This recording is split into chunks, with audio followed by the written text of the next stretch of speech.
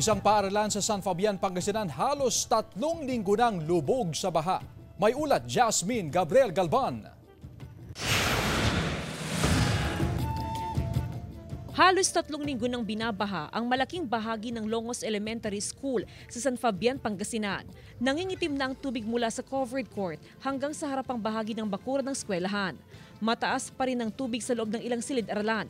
Bunsod ito ng nararanasang pag-ulan simula pa nung manalasa ang bagyong Enteng na sinundan ng habagat at ng katatapos na bagyong Hiner. Wala nang drainage yung school namin kasi nga block na yung drainage doon. Block totally kasi nabili ng private individual. 9 na classroom ang hindi nagagamit ng mga mag-aaral. Para hindi maapektuhan ang pag-aaral ng mga learner, nagpapatupad ng class shifting. Nagsusubside man but every time na may ulan, tatas ulit. Sana 1 week na walang ulan, saka may magsusubside siya din.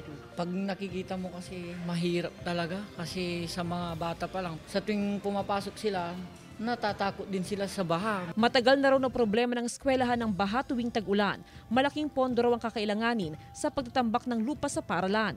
Sa ngayon, makikipag-ugnayan ng pamunuan ng paaralan sa lokal na pamahalaan para matulungan sila sa pagtatambak ng lupa kahit sa daanan lang papunta sa mga silid-aralan.